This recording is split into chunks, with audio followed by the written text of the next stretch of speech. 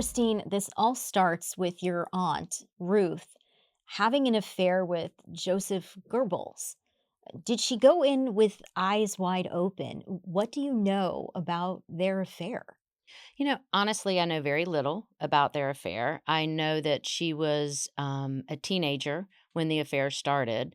She was at a party and she had met Goebbels at this party that was hosted. She'd gone with her brother Leopold. And during the party, Goebbels noticed her and thought she was beautiful. And they started dancing and spent the evening together. And that's what started the affair with him.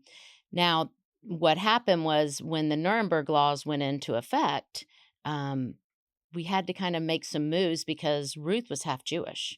And I don't think Goebbels knew that. And so when the laws went into effect, eliminating relationships, banning them actually between Germans and people of Jewish descent, he had to, kind of rethink things and hide his misdeed. How did he find out that she was half Jewish? Was he spying on her? I don't know. The Germans were very meticulous record keepers. So I don't know if he went in and found her birth certificate and did all that. At that time, my grandmother Friedel, who had had Ruth from a previous husband, had married Otto, and Otto had adopted both Ruth and Leopold. And so I don't know if at some point he did probably dive into her history, get her birth certificate. That's speculation. I don't know that for a fact, but I do know he found out. And so Goebbels then sent her and the whole family to Hawaii.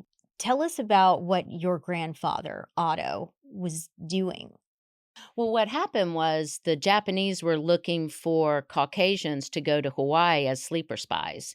They wanted people to get on the island and live on the island. So Otto was a big part of the Goebbels faction in the Nazi Party. So it made sense for him to tap him on the shoulder and send him to Hawaii, knowing he would take Ruth with him. So he went over there in 1935. And in the 6 years that they were there, he was paid the equivalent of $1 million today for what he did in Japan and Hawaii for the Japanese consulate. So basically, he would do things like him and Friedel would host these lavish parties at their house, and they would invite military officers to come to glean information about ship movements and, troop movements at Pearl Harbor. He would also spend his days touring the island. He would visit military bases like Hickam Field or Schofield Barracks, and he would take pictures and monitor military movements in those areas, and then he would pass that information on to the Japanese. The FBI also said that Otto had set up a complex system of signals. Tell us about that. Yes, he actually completed two different types of signals. The first one was so complex that the Japanese came back and said, "You've got to scale this down."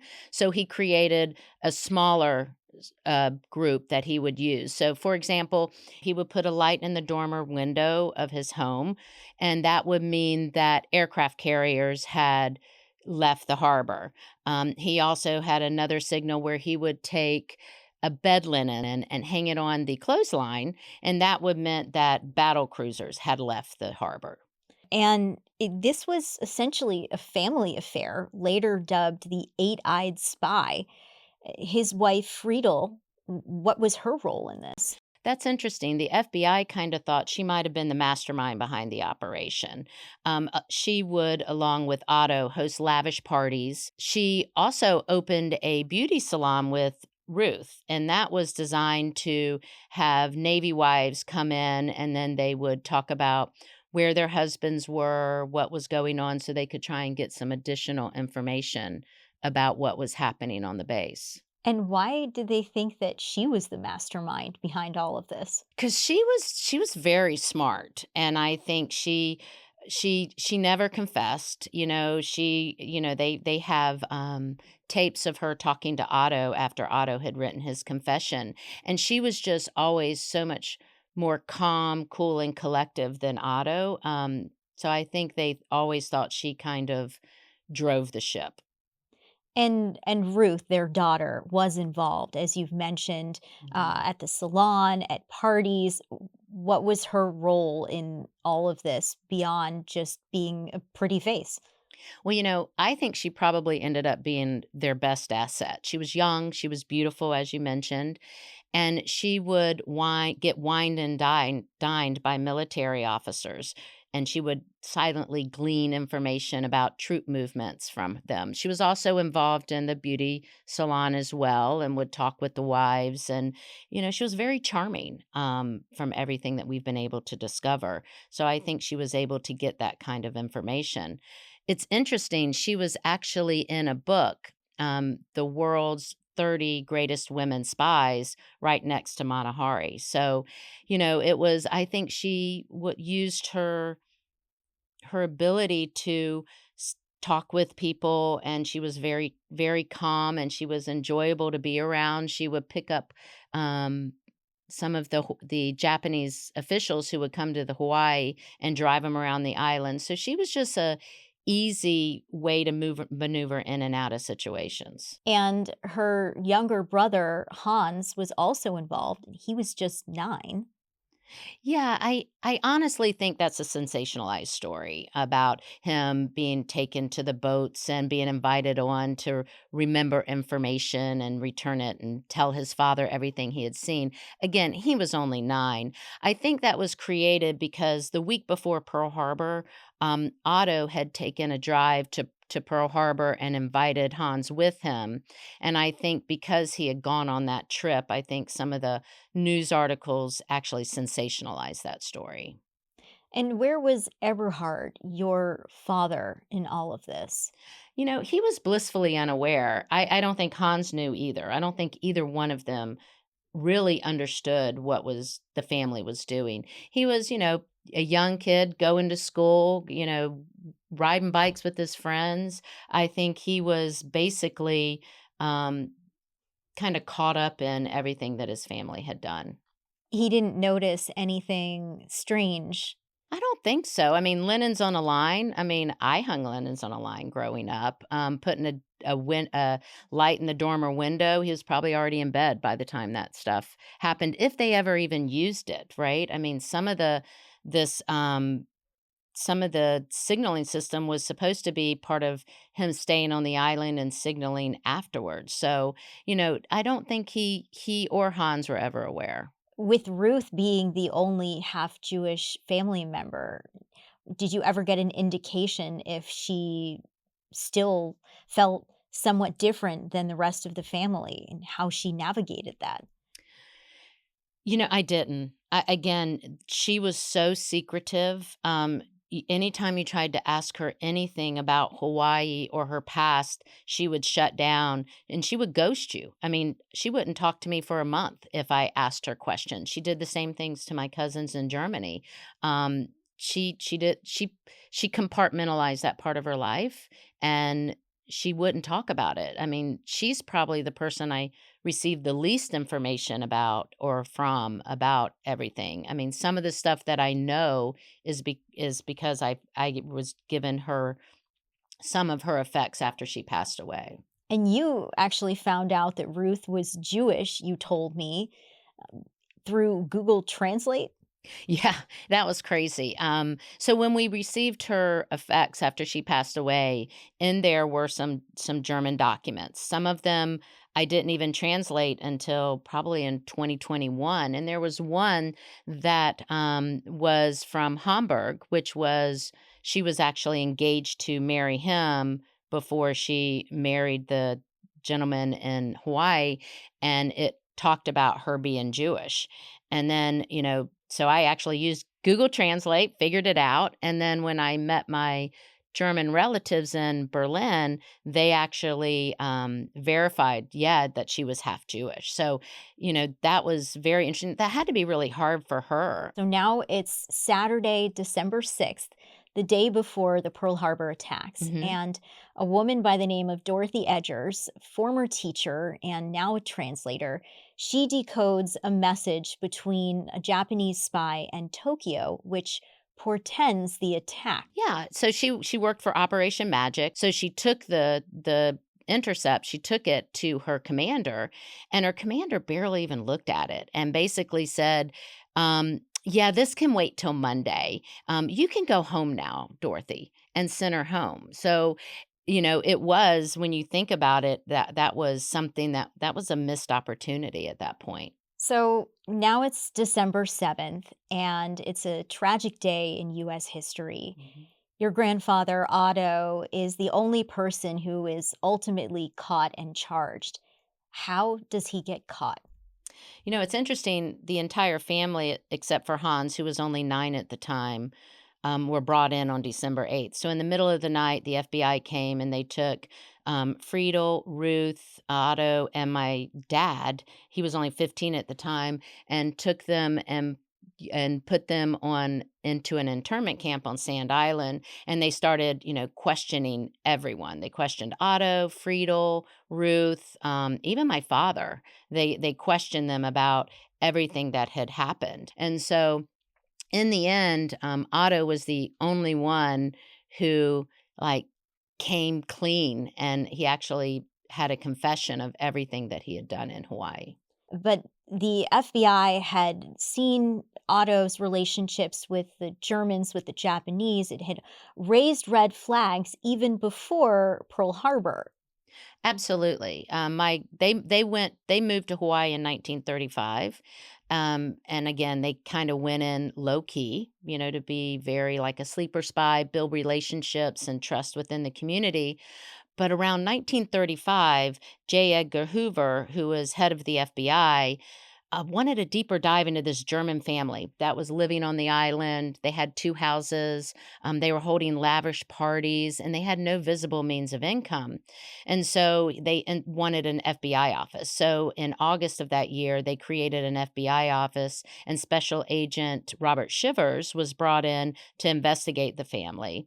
And that's when they started compiling information, and they ended up with an 800-page document of FBI investigations, which is now available in the National Archives. And it's the same 800 pages we used during our research.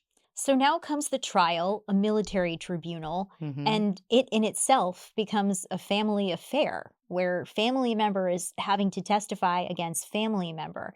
Can you describe that to Yeah, us? that's a hard one for me because Otto was tried in a military tribunal, and the everyone involved were members of the military, including the defense attorney. He couldn't get a private attorney, so the defense attorney was a military official as well. And so it's interesting when I think about the jury. They were only out for 12 minutes when they made this decision to sentence him to death. Um, and the hardest part for me is that my father, he was 16 at the time, and my uncle Hans was only 9, had to actually, you know, testify against his father and their father. I can't imagine, you know, my dad probably had some idea what was going on, but Hans, I mean, had to be sitting there and had no idea what he was saying and what impact that would have on his father's trial. Um, and I'm sure Otto sat there looking at what he had done to his children and, probably was, like, thinking, "What have I done? What have I done that I'm having my children testify against me?" Because 'cause I'm sure he wouldn't want to put his children in that situation. A morally confusing moment. Absolutely. And the kids were being asked about this Japanese spy, Takeo Yoshikawa, and the visits that he was making to Otto. Yeah, that was my dad. So my dad was out feeding the chickens, and Yoshikawa walked in up into the yard and asked to speak to Mr. Keuhn. And so my grandfather came out. They went in the shed for about 30 minutes. My dad never knew what they talked about. But that was actually at that point is when they were asking to create the signal system that could be used to communicate to Japanese subs off the coast of Hawaii. So they asked my father. Actually showed him a picture of Yoshikawa and asked if that was the man that had come to the house that day. And while he said there was a resemblance, he could never say whether it was or wasn't. Hans was questioned about the trip to Pearl Harbor. probably about the week before the attack. He had gone with his father and they had driven around Pearl Harbor. So he was asked about where they went, when they went, what they saw. And, Hans, being 9, he didn't know where they were, or he couldn't really recall when they went. But he was able to say that he saw ships, and that they were pretty close to him. So those were the two things that they testified about. Did you ever have a chance to talk to either of them as adults looking back at that moment, and what did they say? I never spoke to Hans. I've never met Hans. He was sent back to Germany with Friedel and Ruth on the last prisoner exchange, and we never had contact with him again. That was one of the things my dad wouldn't really talk about. I think it affected him really hard. There are lots of things he did tell me, but he never spoke about sitting in that room and being on trial. I mean, I do remember he did talk about when he left the courtroom, and his brother was coming in and how hard that was, because he had testified, but he was really protective of Hans, and to think that his little brother was gonna have to go through the same thing. That's really the extent of it, the emotion, that I got from him And about that.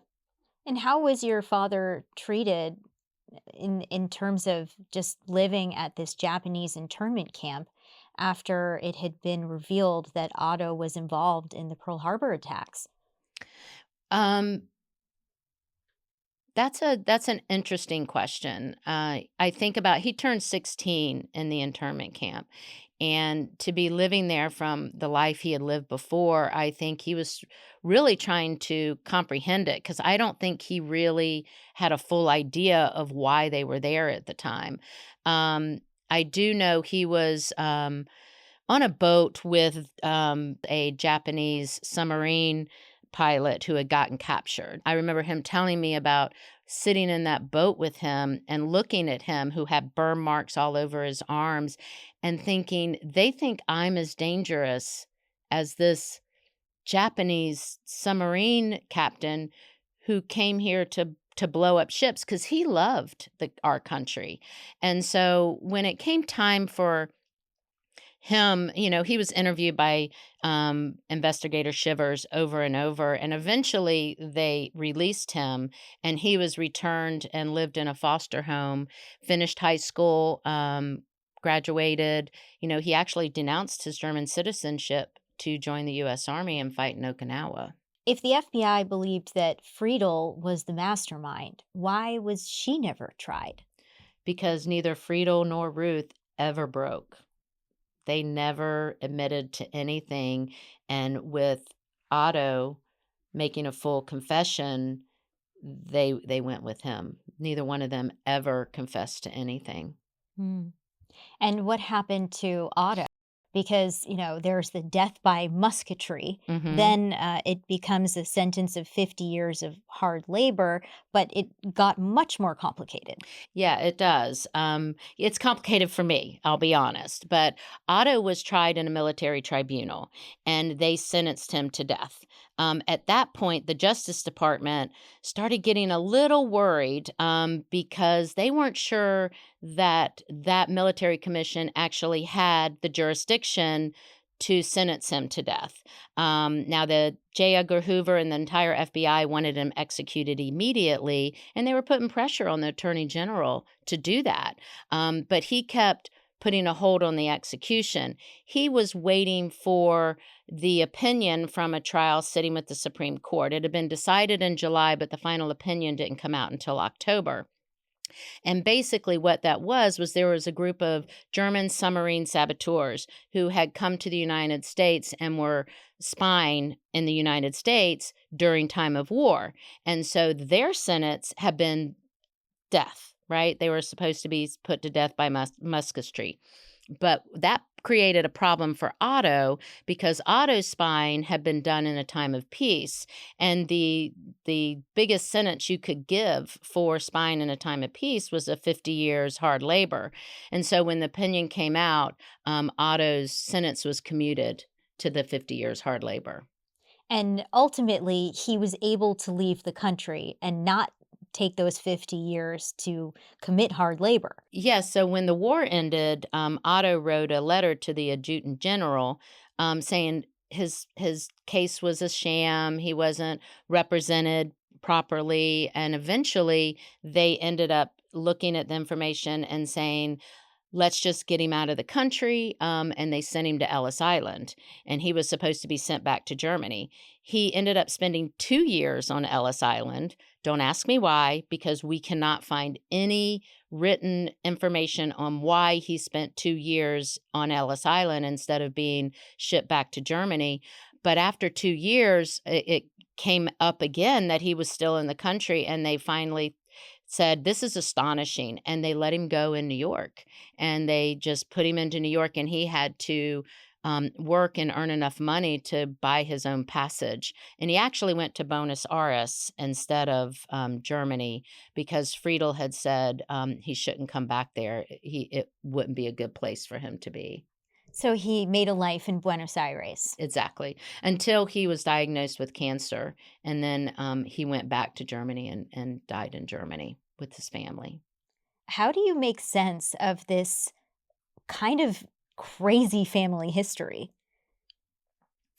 It's taken me a long time. It's been a 30-year journey of discovery. It stopped and started so many times. There were years I really couldn't face what I was learning. So I decided to start journaling, because that kind of helps me put all my thoughts down to come to terms with what my family had done. And over time, it turned into more of a personal project, trying to capture family memories and stories. Eventually finding my family in Germany and getting their side of the story, because they didn't know either. And so it's taken a long time. I wasn't even sure I was going to write the book, to be honest, because there were days I would talk to Mark and say, I don't want to go here. It's too hard. Mark, your husband, Mark, my who's husband, sitting here who, with us. who's sitting here with us today.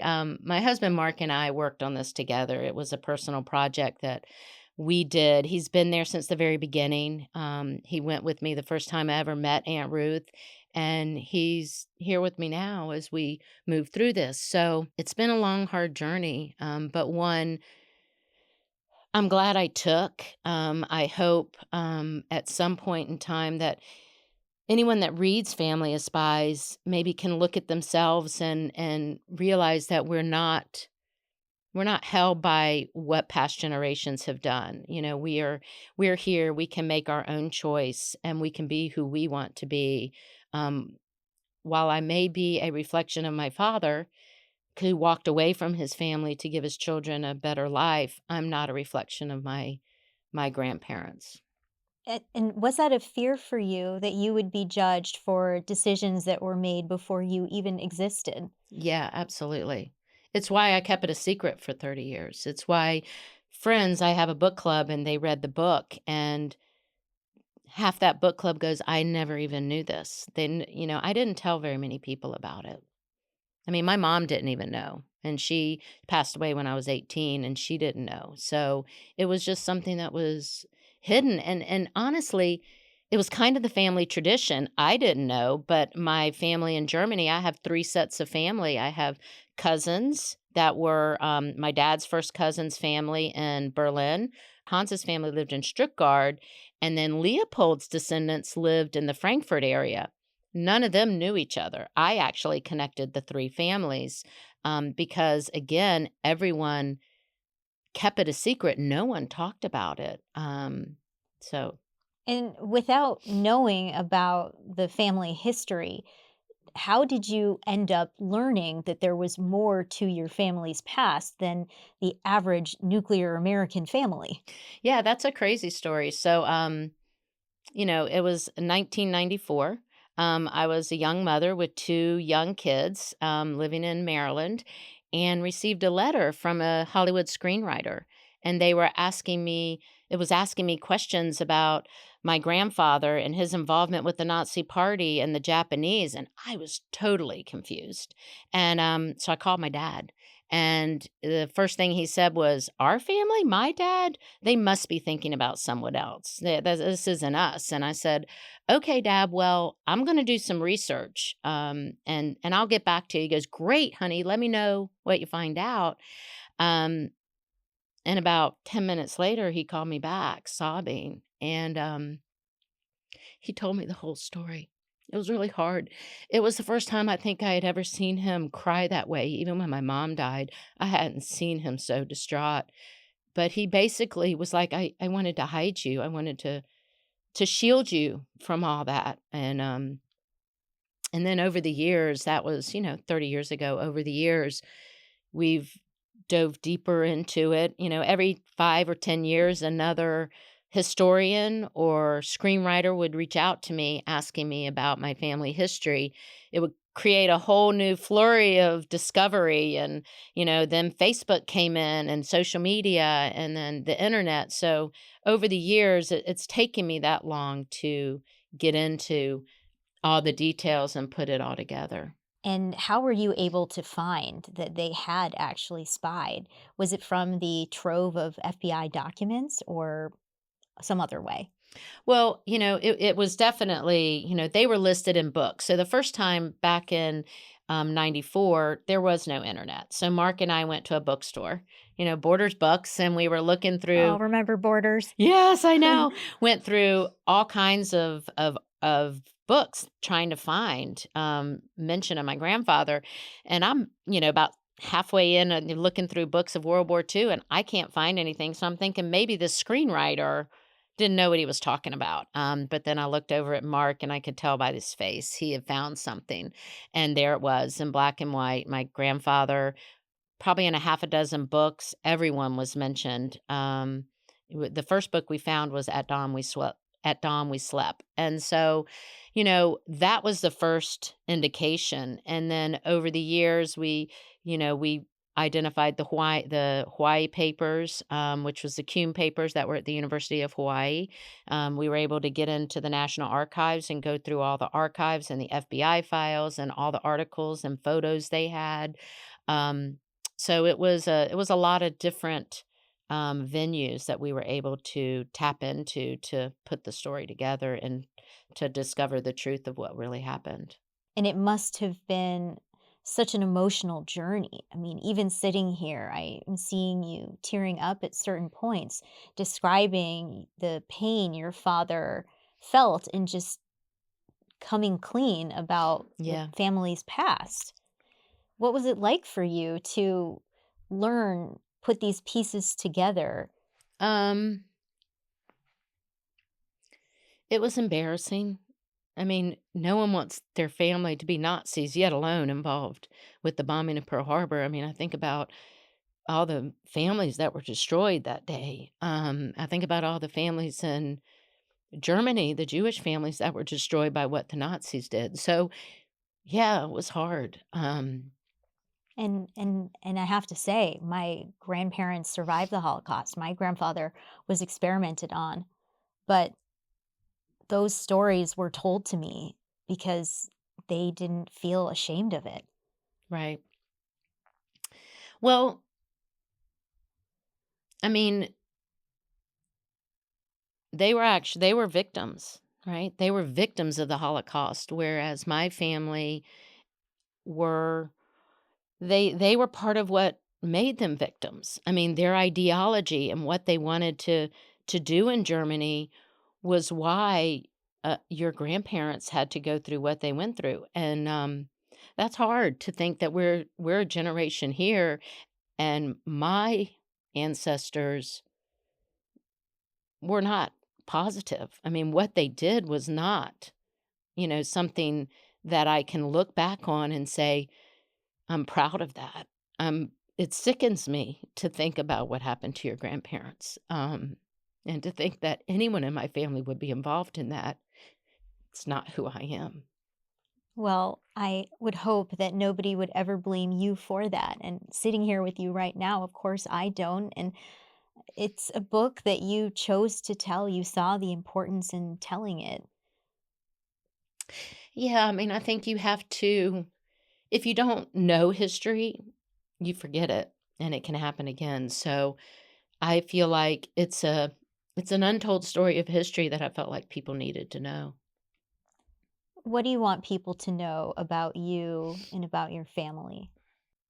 It's a hard question. That I chose a different path than my family, and anyone can choose a different path. You don't have to take what your family brought and who they were and continue that legacy. You can change it, and I think that's really important to know. Christine, thank you so much for telling this story and sharing it with us. And thank you so much for having me. I've really appreciate being here, and I've had a wonderful conversation, so thank you. Me too.